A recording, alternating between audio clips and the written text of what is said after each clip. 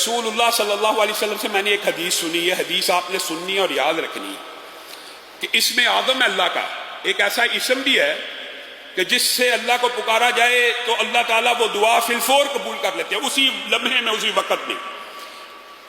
اور ابو امامہ کہتے ہیں رسول اللہ صلی اللہ علیہ وسلم نے فرمایا وہ اسم اعظم سورت بقرہ میں بھی ہے، سورت آل عمران میں بھی ہے، اور سورت طٰہٰ میں بھی ہے. کہا رسول اللہ نے بس مجھے میرے سامنے یہ بات کی تو میں سورت بقرہ کھول کے بیٹھ گیا، سورت آل عمران کھول کے بیٹھ گیا، سورت طٰہٰ کھول کے. یہ صحابی کا قول ہے.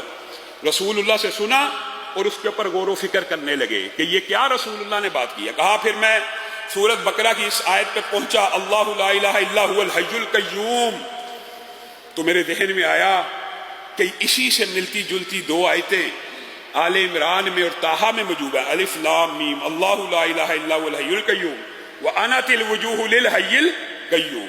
یہ تینوں آیتیں کہا مجھے مل گئی اور مجھے پکا یقین ہو گیا، یعنی تینوں آیتوں میں کیا چیز ایک سی ہے.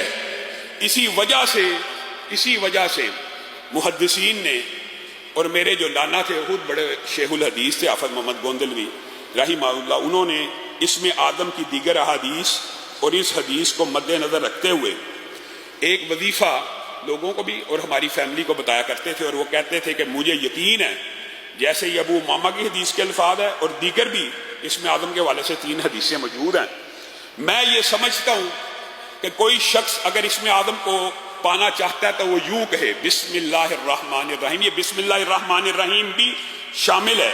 الف لام میم اللہ لا الہ الا هو الحی القیوم یا واحد یا ذی الجلال والاکرام. یہ مشکل نہیں ہے. بسم اللہ الرحمن الرحیم الف لام میم اللہ لا الہ الا هو الحی القیوم یا واحد یا ذی الجلال والاکرام.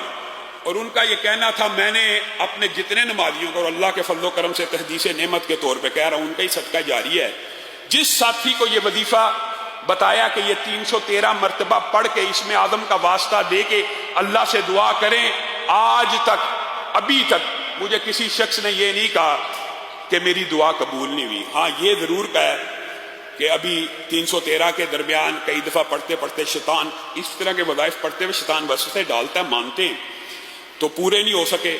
تو جو بندہ یہ سمجھتا ہے ایک دفعہ 313 مرتبہ ایک نشست میں نہیں پڑھا گیا، توڑ توڑ کے پڑھ لے، کوئی حرج کی بات نہیں ہے. 7 دن 8 دن آپ تجربہ کر کے دیکھ لیں، یہ 313 مرتبہ اسم آدم کا وظیفہ پڑھیں، اور کوئی بھی دعا جو آپ سمجھتے ہیں، علماء کے پاس آتے ہیں دعا کرانا شرعی وسیلہ جائز وسیلے کی قسم ہے، لیکن آپ خود کیوں نہیں کرتے؟